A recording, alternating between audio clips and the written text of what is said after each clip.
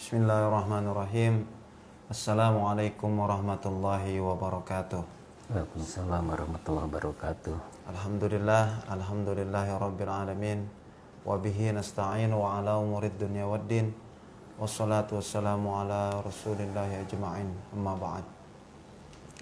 Alhamdulillah, segala puji bagi Allah subhanahu wa ta'ala yang telah memberikan kita banyak sekali nikmat sehingga kita bisa bertemu lagi Mitra JC pada pagi hari yang cerah ini, walaupun hanya melalui via online, melalui Facebook.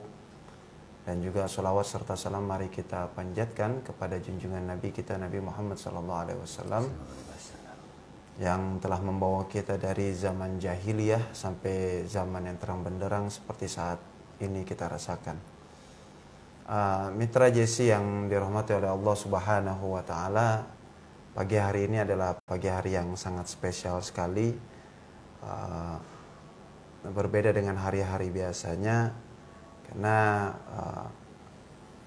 di pagi hari ini Banggi tidak sendirian, masih ditemani oleh salah satu ketua dari Pokjaluh dan sekaligus ini adalah acara mingguan kita, namun dengan tema yang sedikit spesial, yaitu adalah sinergi JIC dengan Pokjaluh DKI dalam meretas jalan dakwah. Maka insya Allah ke depan kita akan berbincang-bincang tentang bagaimana proses dakwah, kemudian lika-liku, kemudian suka duka ketika seseorang berdakwah, kemudian bagaimana dampak positif ketika JIC combine gitu, saling bersinergi dalam dakwah terhadap umat. Namun sebelum itu kami persilahkan dulu kepada Ustadz Dalo Abdullah untuk membuka perjumpaan kita di pagi hari ini, sekaligus kami meminta untuk Ustadz Dalo mengucapkan selamat milad mungkin yang ke-17. Kepada Ustadz Dalo kami persilahkan. Baik, terima kasih. Assalamualaikum warahmatullahi wabarakatuh. Waalaikumsalam warahmatullahi wabarakatuh. Dan wa syukranillah amma ba'du. Bang Jai yang saya cintai, para pemirsa di mana saja yang saya hormati, saya banggakan, semoga kita semuanya senantiasa diberikan kesehatan pada kesempatan ini, diberikan keberkahan oleh Allah Subhanahu wa taala. Amin. Pada kesempatan ini program Penyuluh Agama Menyapa ini memang tadi disampaikan spesial. Ya, oleh karena itu atas nama Kelompok Kerja Penyuluh Agama Islam Provinsi DKI Jakarta, saya menyampaikan selamat ulang tahun Jakarta Islamic Center yang ke-17. Islamic Center itu berdiri sejak tahun 2003 ya. 2003 ya. 2003 dan sekarang 2020 udah 17 tahun ya. Jadi kalau anak-anak itu udah masuk dalam usia remaja ya. Jadi masih dalam pubertas pertama gitu ya. Tapi ya tentu sekali lagi saya menyampaikan selamat milad JIC yang ke-17. Semoga ke depan JIC lebih berjaya, lebih bermanfaat, memberikan banyak maslahat untuk umat ya tentunya. Amin, amin, amin. Karena ini Jakarta Islamic Center ini adalah merupakan bagian dari perjuangan ya, luka-liku, suka duka dari proses sampai sekarang ini memerlukan banyak tenaga, banyak pikiran, banyak biaya dan sebagainya, dan tidak kalah pentingnya juga sudah banyak kolaborasi dengan berbagai pihak sehingga Jakarta Islamic Center sebagai pusat peradaban Islam ini bisa menjadi cita-cita bersama, mimpi kita bersama dan bisa terwujud.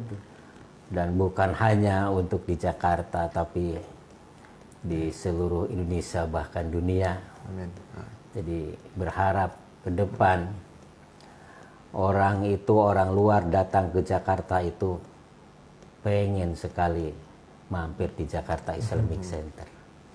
Kalau diibaratkan itu, kalau ke Jakarta tidak mampir ke Jakarta Islamic Center, ini sepertinya ini belum lengkap begitu ya. Sama dengan kalau orang itu dari kampung mau ke Jakarta ini, kalau belum ke Monas kayaknya belum pas gitu ya. Ya kalau kita ke Madinah ya kita mesti pengen berziarah ke Jabal Uhud begitu ya, ke tempat-tempat lain ya yang bersejarah. Dan di Jakarta ini sudah ada satu tempat pusat peradaban Islam bersejarah. Ya, jadi bisa juga dijadikan sebagai wisata religi, wisata dakwah, wisata budaya begitu ya. Jadi inilah Jakarta Islamic Center ini memang menjadi kebanggaan kita, khususnya warga Jakarta, umumnya kebanggaan umat Islam di Indonesia ya. Dan dalam perjalanannya kelompok kerja penyuluh agama Islam Kanwil Kepentingan Agama Provinsi DKI Jakarta yang sudah bekerja sama, bersinergi, berkolaborasi ya sekitar 2 tahunan ada kali ya. Ya kurang lebih ada sekitar 2 tahunan ini ya. Tentu saya juga harus menyampaikan ucapan terima kasih kepada pihak Jakarta Islamic Center yang telah bersinergi dengan Pokjalu. Karena sesungguhnya media yang disediakan oleh Jakarta Islamic Center untuk dakwah ini nilainya ini sungguh sangat-sangat berharga bagi para penyuluh itu sebenarnya. Ya. Kenapa? Apalagi penyuluh di zaman now. Ya, jadi sekarang ini harus kita ini melek teknologi, teknologi informasi. Yeah. Kita ini tidak bisa melulu dakwah itu hanya tatap muka dari majlis ta'lim ke majlis ta'lim, dari masjid ke masjid, dari musola ke musola. Ya, tidak cukup hanya itu. Yeah. Karena kalau kita datang ke majlis ta'lim, datang ke musola, datang ke masjid, biasanya itu yang hadir juga terbatas orangnya. Yeah, betul. Dan itu sebenarnya orang-orang yang sudah punya kesadaran dalam beragama. Umumnya begitu. Umumnya begitu. Nah makanya dengan adanya teknologi ini, teknologi informasi ini, kita berharap dakwah itu bisa menyentuh semua lapisan masyarakat ya. Semua semua usia, semua status sosial, semua profesi, semua. Jadi dengan adanya media informasi ini, kita berdakwah ini tanpa batas, Pak. Ya, tanpa batas, siapapun boleh mengaksesnya, begitu ya, boleh mengaksesnya. Dan juga tidak ada batas waktu, kapanpun, kapanpun, ya. Kalau kita pertemuan di satu ruangan pengajian, mungkin sejam 2 jam selesai, bubar. Yeah. Tetapi dengan adanya media informasi ini, bahkan kapan aja kita bisa mengakses dakwah itu. Apalagi di sini kan ada melalui YouTube dan lain sebagainya, begitu ya. Jadi ini juga hal yang sangat saya apresiasi. Yeah. Dan kolaborasi ini ya berharap bisa berjalan terus gitu ya. Siapapun yang menjadi pengelola Islamic Center gitu ya. Ya jadi tetap kita dan tentu ini adalah media ini ya juga masih harus kita support terus. Ya, jadi dukungan dari berbagai pihak ini juga diperlukan, lebih khusus dari para penyuluh ya.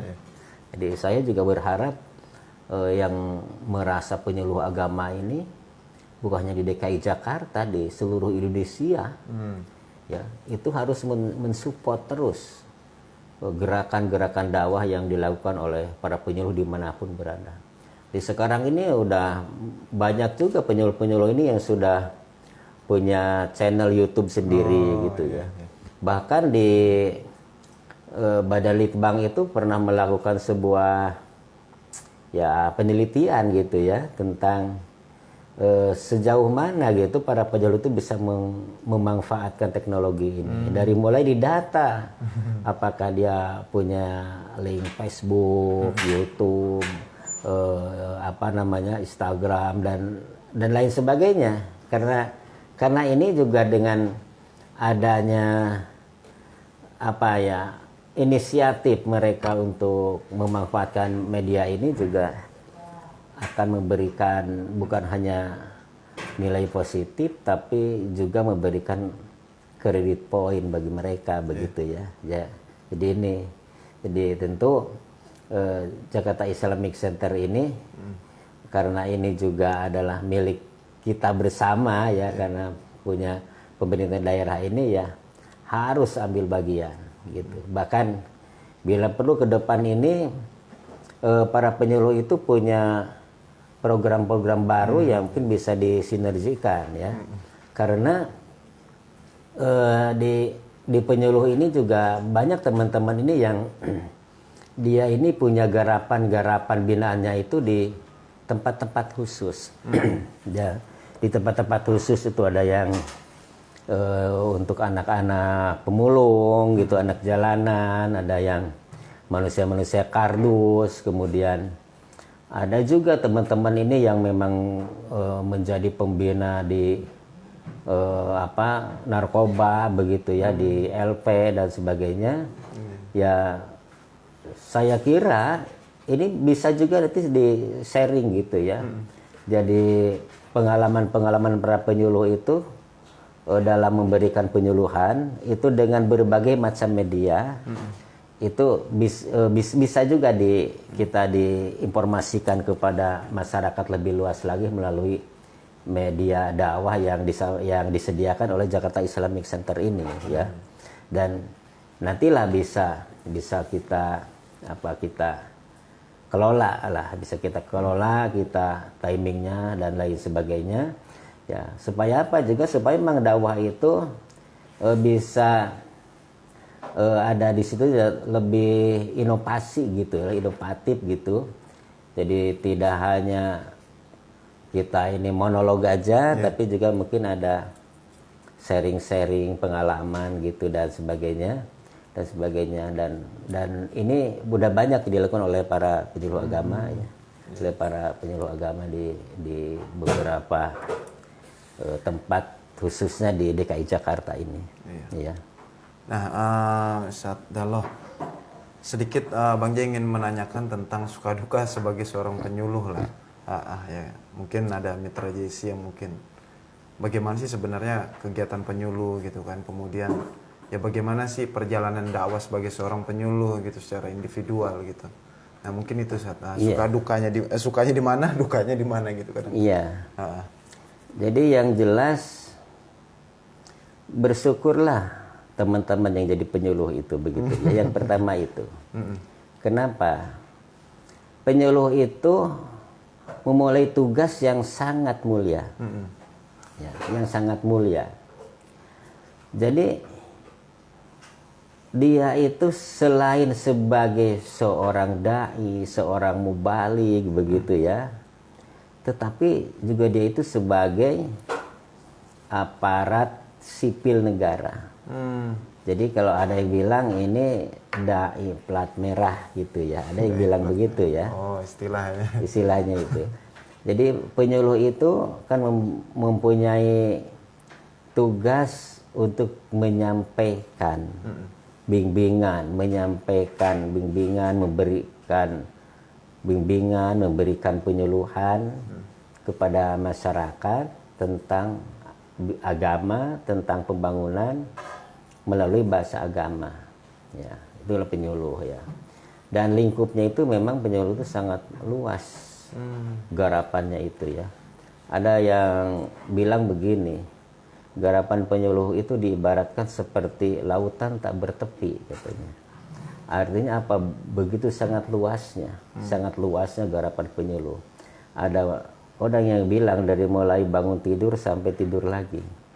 Dari mulai urusan orang yang baru lahir sampai orang yang meninggal dunia. Itu semua diurusin. Nah, tetapi tentu saja yang harus diingat bahwa penyuluh agama itu adalah aparat sipil negara. Baik itu yang PNS maupun yang non PNS sama. Dilindungi oleh undang-undang. Makanya dalam memberikan penyuluhannya pun diatur oleh undang-undang, diatur oleh KMA, oleh PMA, diatur oleh regulasi-regulasi yang terkait seperti dari Menpan RB dan sebagainya, begitu ya. Jadi inilah yang membedakan dai, mubalig, ustadz, kiai, ulama dengan penyuluh. Jadi kalau kayak Bang Jai ini itu kan belum jadi ASN ya, belum, berarti bebas. Jadi dakwahnya itu mau semaunya aja, terserah gitu ya. Tidak terjadwal pun nggak apa-apa. Ya bebas. Tapi kalau penyuluh agama itu, dakwah itu, memberikan penyuluhan itu harus terjadwal. Harus ada planningnya, bahkan sampai planning 5 tahun ke depan, 5 tahunan. Makanya disebut namanya di situ itu ada program 5 tahunan, program tahunan, ada kemudian yang namanya rencana operasional bulanan dan sebagainya. Itu harus betul terjadwal gitu, timingnya itu harus jelas. Dan untuk melakukan satu kegiatan penyuluhan aja itu tidak cukup hanya datang saja. Tapi dia itu harus melakukan persiapan sebelumnya. Persiapan itu apa aja? Banyak. Dari mulai mempersiapkan data-datanya. Jadi kalau kita mau memberikan misalnya sebuah pengajian di satu majelis taklim, seorang penyuluh itu sudah harus punya data-data tentang majelis taklim itu. Jadi identifikasi masalah. Data-data itu dari mulai lembaganya, pengurusnya, alamatnya, kemudian jumlah jamaahnya, jamaah itu apakah laki-laki atau perempuan, apakah remaja, apakah orang tua, apakah udah tua-tua banget, apakah di situ itu karyawan, apakah di situ pegawai, apa pedagang, petani, apa nelayan, itu sudah harus diketahui sebelumnya. Jadi persiapan itu mengidentifikasi dulu potensi wilayah binaan yang akan diberikan penyuluhan. Udah tahu tuh, udah jelas, udah tahu sehingga tidak salah sasaran. Jadi kalau istilah begini, kalau bahasa kedokteran itu ada semacam diagnosa gitu ya. Jadi dokter itu sebelum kita memberikan obat, kita diperiksa dulu, Pak. Kadang-kadang di tes darah dulu, kadang di rongsen dulu, apa dulu gitu ya. Ditanya-tanya dulu, kadang apa yang dirasakan, keluhannya apa. Kan begitu kalau kita datang ke dokter ya. Kita datang ke dokter gitu, apa yang dirasakan, keluhannya apa, ini dirasakan udah berapa hari, udah segala macam begitu. Itu penyuluh kayak begitu. Akhirnya harus betul-betul sudah diketahui, oh ini penyakitnya tuh ini. Jadi kalau penyakit sakit gigi, jangan dikasih obat sakit perut. Ya kira-kira begitu. Makanya pentingnya para penyuluh itu sebelum memberikan penyuluh itu ada identifikasi, ada identifikasi potensi wilayah. Jadi itu untuk mengetahui dulu, mengetahui tentang data jamaahnya dan seterusnya ya, sehingga pas datang ke sana itu tahu, oh berarti jamaah ini membutuhkan bimbingan di bidang misalnya keluarga nih. Ternyata di kampung ini banyak sekali orang yang bercerai. ternyata di sini banyak orang yang nikah usia dini misalnya. Ternyata di sini banyak KDRT. Jadi kita lihat tuh dari hasil identifikasi potensi itu.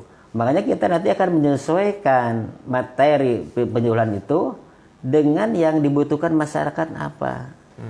Ya, jadi jangan kita dipaksa. Dia ini harus makan obat tablet sakit gigi padahal dia sakit perut, kira-kira begitu. Ya, jadi ini bedanya. Bedanya penyuluh dengan ustadz-ustadz yang lain itu. Jadi penyuluh itu kegiatan dakwahnya itu harus teradministrasikan. Makanya itu potensi wilayah itu, data itu udah tertulis. Kemudian tidak cukup itu, menyiapkan naskah, menyiapkan materinya. Jangan asbun dengan asal bunyi, tapi harus menyiapkan materinya secara tertulis. Boleh itu menyadur dari kitab suci, dari hadis, dari buku-buku para ulama, boleh ya. Tapi itu ada tertulis bukti fisiknya. Bukti fisiknya. Kemudian dalam menyampaikan materinya pun tentu ini harus memanfaatkan berbagai macam bentuk media. Ya, bila perlu ya di Majelis Salim itu kita bawa laptop. Ada pakai proyektornya. Ya, jadi ini begitu. Ya, jadi jangan malah ya apa ya asal ngaji jiping aja ya. Ya bagusnya begitu. Jadi betul-betul memang penyuluh itu udah mempersiapkan diri. Begitu ya. Jadi bila perlu di bawah tuh ada layarnya ininya. Jadi yang ngaji juga nggak monoton, nggak jenuh. Ya sewaktu-waktu kita kalau cerita tentang keluarga Nabi, ya diputarlah sedikit mah gitu ya nih caranya. Bagaimana Aisyah ini kalau menyambut datangnya Nabi pulang dari perang atau pulang dari Mesir dan sebagainya, kira-kira begitu. Jadi ini pentingnya teknologi itu. Jadi setelah itu pun itu harus ada evaluasi.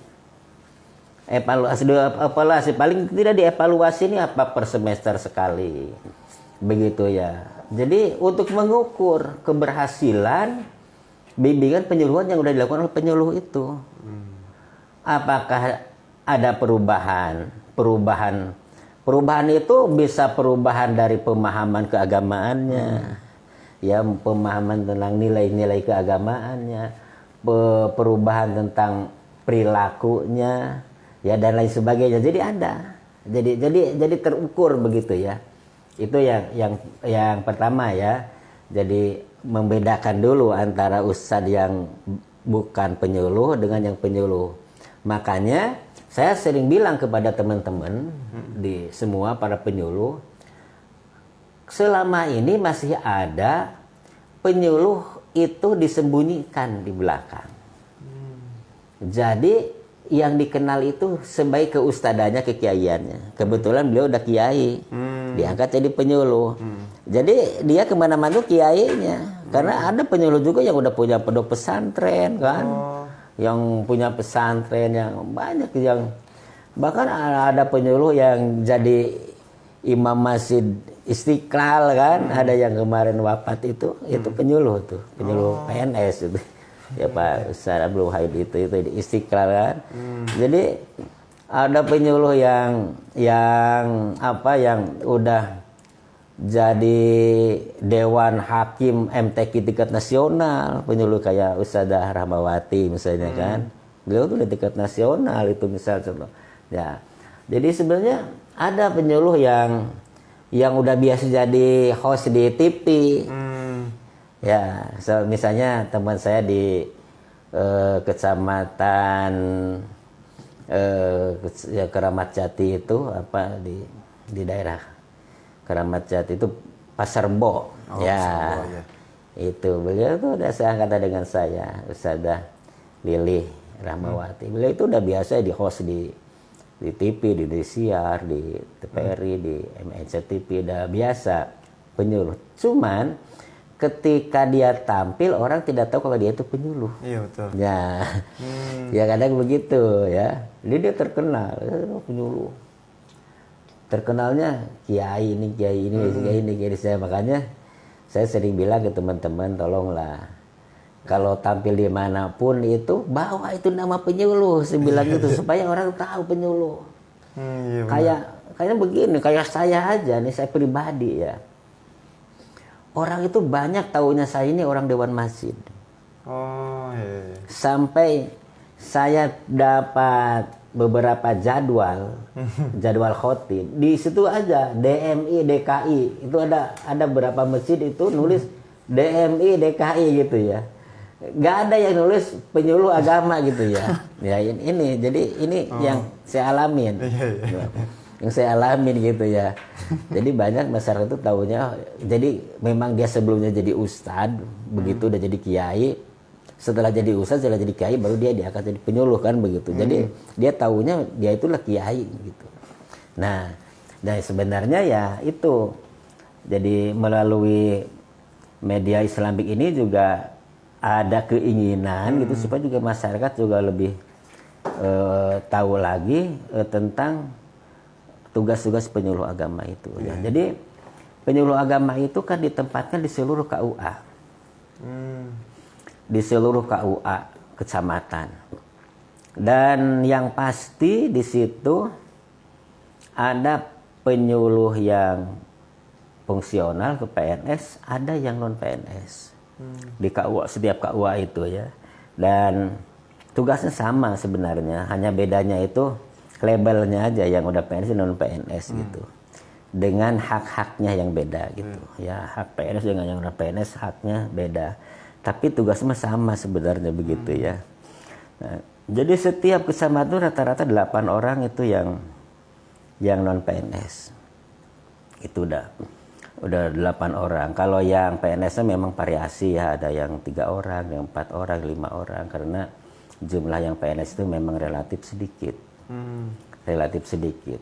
Kalau di DKI Jakarta itu ada sekitar 267 kelurahan ya.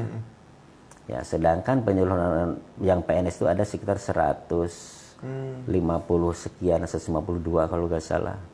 Itu. Tapi kalau yang non PNS itu ada 395 orangan. Akhirnya melebihi banyaknya kelurahan. Bahkan bisa aja satu kelurahan itu bisa 2 orang penyuluh yang non PNS ya. Dan mereka inilah sebenarnya yang menjadi ujung tombak daripada Kementerian Agama. Jadi untuk menyampaikan pesan-pesan agama, pesan-pesan pembangunan, kemudian juga pesan-pesan tentang kebijakan-kebijakan pemerintah, tentang perundang-undangan gitu ya. Jadi kalau ustadz pada umumnya ngajar ini boleh bawa kitab kuning gitu ya. Tapi kalau penyuluh itu datang ke majelis taklim itu boleh membawa undang-undang, buku undang-undang. Undang-undang perkawinan, undang-undang zakat, undang-undang haji, undang-undang wakaf misalnya begitu ya. Sehingga masyarakat itu paham tentang haji misalnya. Jadi jangan tahunya informasi haji itu hanya dari media. Tapi betul-betul dari sumbernya. Apalagi kayak sekarang nih kan lagi pada apa nih sekarang ini yang udah mau berangkat haji ini masih dagdikduk aja istilahnya gitu ya. Apalagi yang kemarin itu 2020 yang tahun ini tertunda kan. Ya, masih dagdikduk lagi apakah bisa ke bawah apa enggak tahun ini 2021 kan begitu ya. Makanya informasi ini ke masyarakat penting. Penting gitu supaya mereka juga gak dagdikduk. Ya.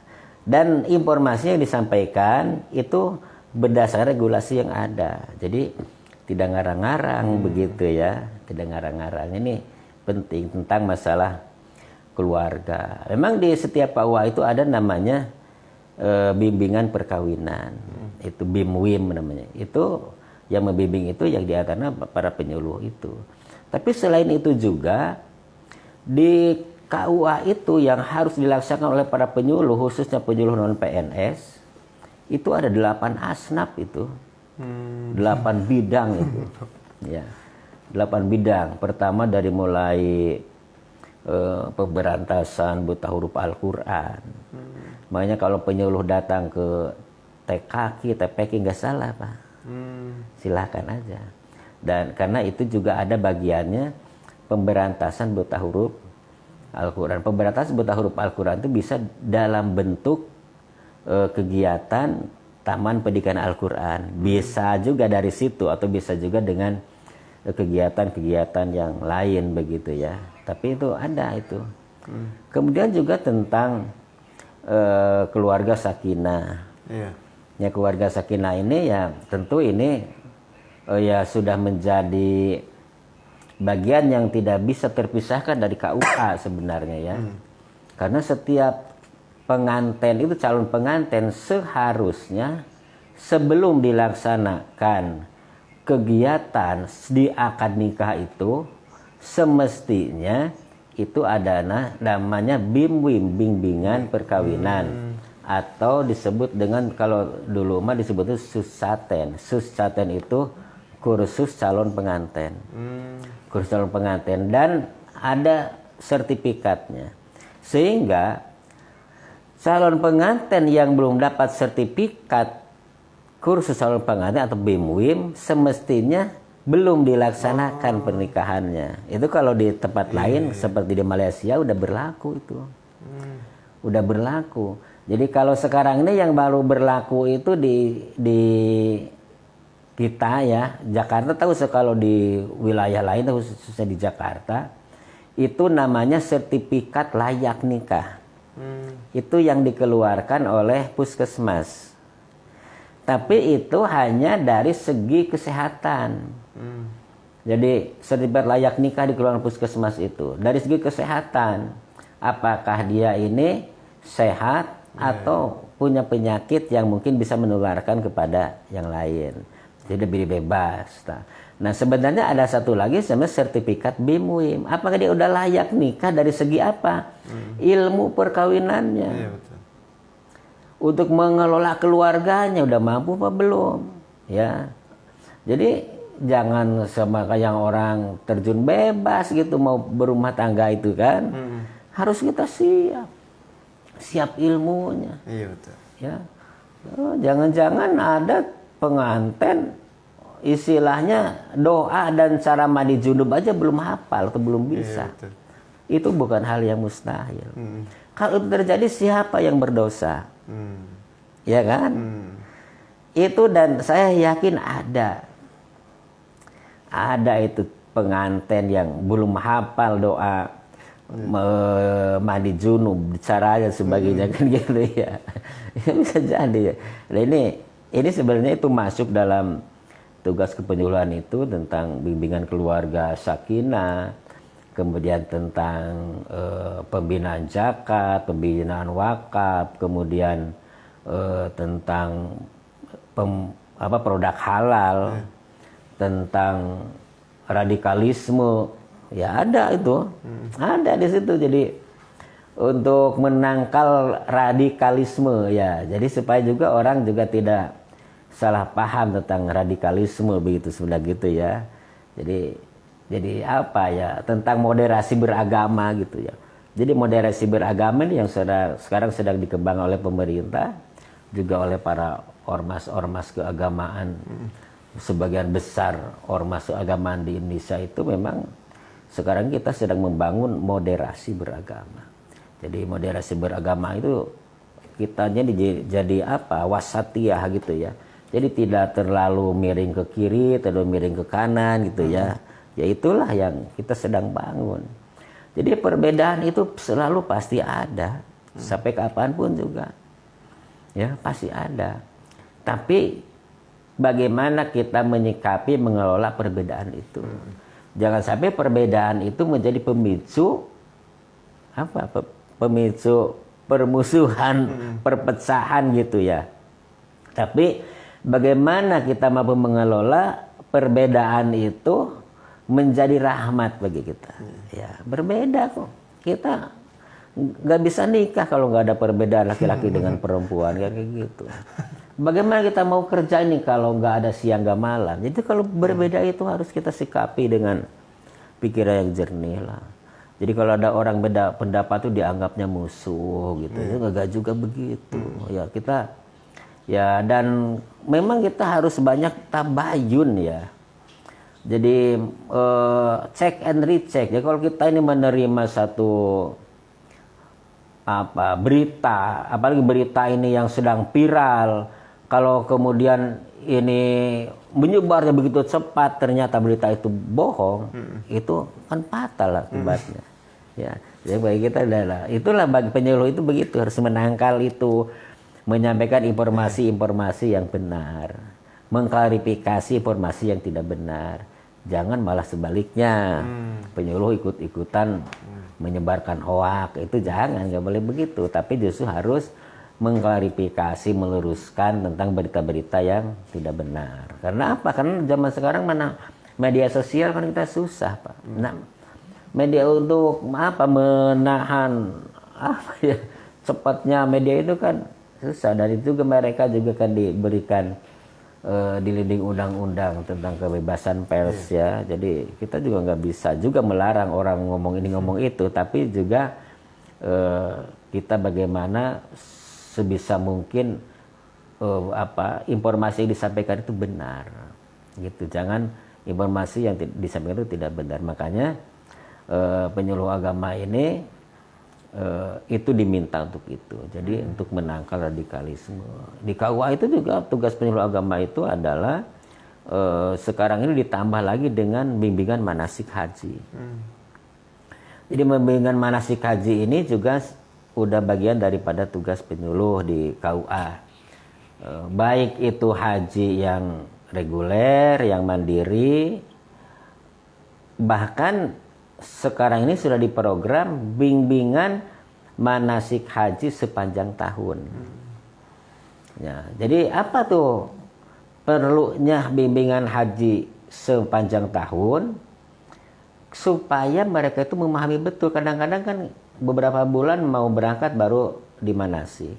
Manasik kadang-kadang cuma pertemuan, kalau yang di KUA aja kan cuma 6 kali ditambahkan menag 2 kali jadi 8 kali. Itu sangat kurang.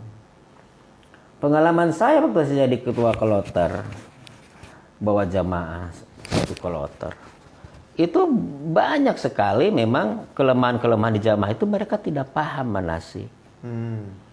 Tidak paham manasik. Makanya buku tanya jawab, buku saku yang dikeluarkan Kementerian Agama itu setiap hari, setiap duhur itu saya bahas item per item itu, diperdalam tentang manasik itu untuk jamaah itu di hotel itu.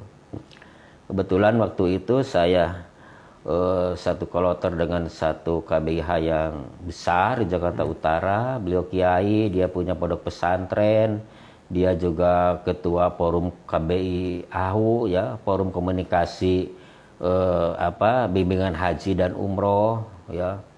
Saya menjadikan beliau itu, saya bilang kiai kan meninggalin pesantren anak santri ini selama 40 hari. Sekarang pindahin santrinya ke sini, jamaah. Jadi saya minta beliau itu untuk memperdalam, karena beliau itu tiap tahun berangkat karena bawa jamaah kan. Udah pengalaman betul. Udah. Jadi setiap hari ini kita bahas itu buku manasik itu dari bab per bab itu kepada para jamaah itu. Jadi maksudnya apa? Jadi yang paling penting itu kalau jamaah haji itu misalnya bagaimana kemandirian mereka. Jadi jangan jamaah haji itu ketergantungan kepada orang lain. Gak bisa begitu. Akhirnya sering kali ada kasus ya, tawaf ketinggalan baru 3 putaran pulang. Ada lagi kasus sa'i harusnya 7 balik baru 4 balik pulang. Itu kenapa? Karena mereka tidak memahami manasik. Makanya di KUA itu bagian daripada tugas penyuluh agama itu memberikan bimbingan manasik haji. Bahkan sekarang yang sedang kita sebenarnya sih harusnya kalau nggak ada COVID sih udah berjalan sebenarnya. Ya karena COVID jadinya tertunda gitu. Itu namanya manasik haji sepanjang tahun. Ya. Jadi itulah makanya penyuluh itu ya tentu dinamikanya ya luar biasa gitu ya. Ya, jadi memang kok penyuluh itu harus punya banyak skill gitu ya. Jadi mereka supaya tidak monoton begitu ya. Dan banyak ilmu-ilmu terapan yang dia kuasai gitu ya. Karena kadang-kadang kan masyarakat kan nggak tahu, pokoknya kalau orang kemudian agama penyuluh semuanya harus bisa gitu. Yang saya alami kan begitu Pak. Ke saya ada yang nanya tentang masalah warisan, masalah penceraian segala macam gitu ya. Tapi kan nggak bisa kita saya itu bukan bidang saya, bukan urusan saya, nggak bisa begitu. Semua harus kita layani. Tapi sepintar-pintarnya kita, jangan juga memperlihatkan kekurangan kita. Ya ini penyuluh penting juga begitu. Makanya harus banyak relasi. Kita punya relasi ke sini, ke sini, ke sini, ke sini juga. Kalau misalnya ada urusan cerai, ya jangan bilang itu bukan tugas saya, nggak boleh begitu. Makanya di situ ada namanya fungsi advokasi. Ini kan ada fungsi informasi, fungsi edukasi, fungsi konsultasi, fungsi advokasi. Jadi fungsi advokasi itu di situ. Ya, jadi dia mau urusan rumah tangga udah stadium 4 gitu ya. Udah kita nasihatin udah gak bisa-bisa. Makanya itu konsultasinya udah kita lakukan. Tapi masih mentok nih. Naik ke fungsi advokasi. Advokasi ini kita dampingi dia. Kadang-kadang gak paham tuh Pak. Gak paham bagaimana mau ke pengadilan agama ini, kita dampingi. Ya itu pendampingan. Atau misalnya ada juga yang dulu pernah terjadi di Priuk itu tentang jamaah Ahmadiyah ya. Itu harus hadir penyuluh di situ Pak. Makanya sekarang ini di Kanwil itu untuk penyuluh agama khususnya yang non PNS sudah diberikan satu aplikasi namanya e-dedikasi Pak. Jadi aplikasi e-dedikasi ini sebenarnya cara cepat menyampaikan informasi Pak.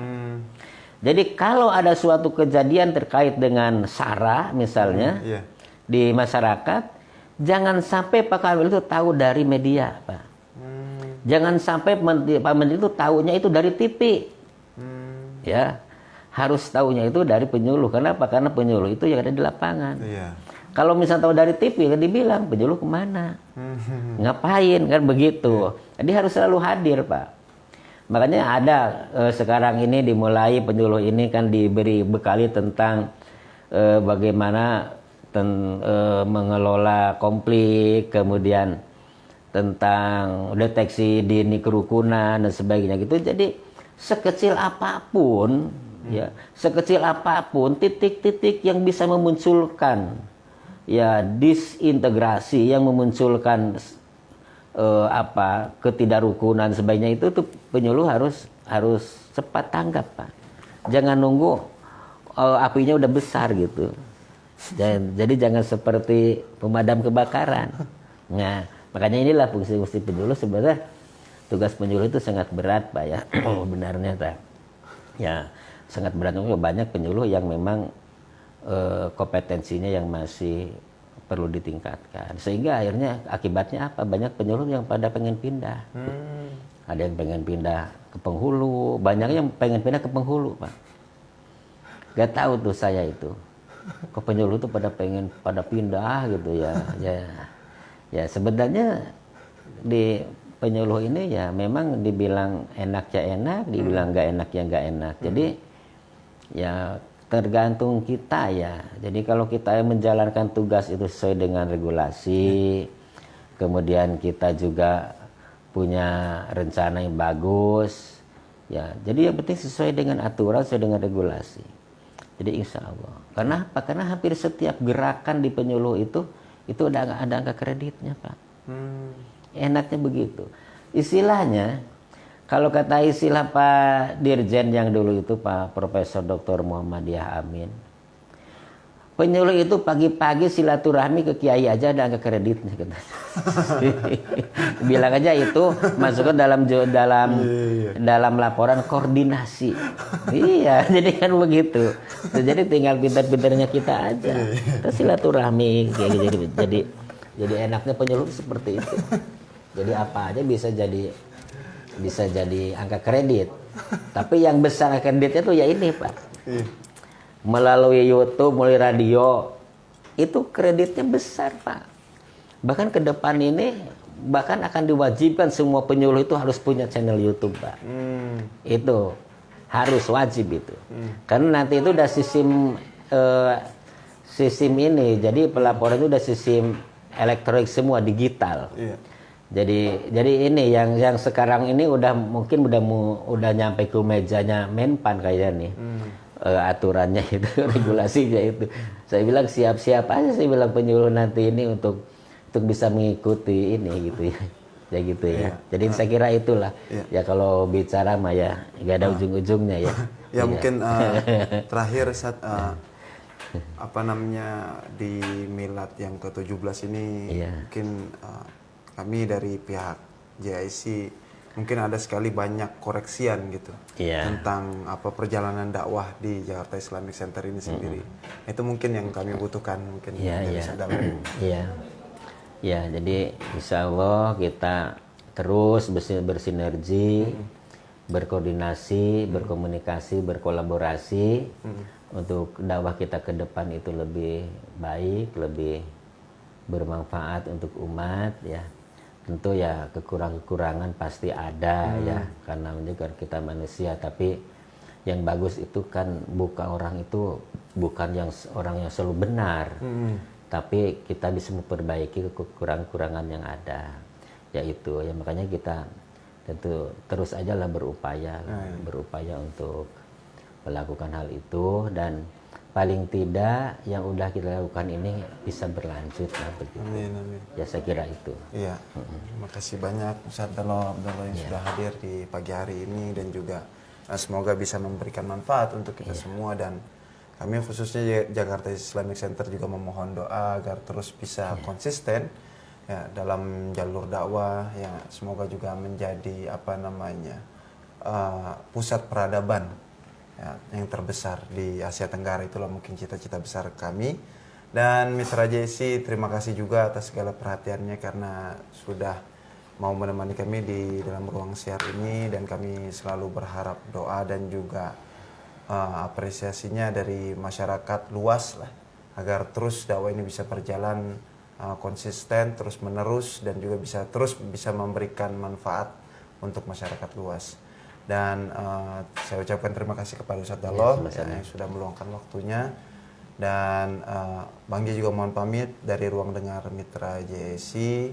Ya, semoga kita bisa terus saling memperbaiki. Dan setelah ini jangan lupa ada program JSC Kids Corner ya, yang akan dipandu oleh Zoma Khadijah. Dan stay tune terus di Facebook Radio JSC. Kami mohon pamit dari ruang dengar Mitra JSC. Syukuran kasiran lahtimamikum. Wassalamualaikum warahmatullahi wabarakatuh.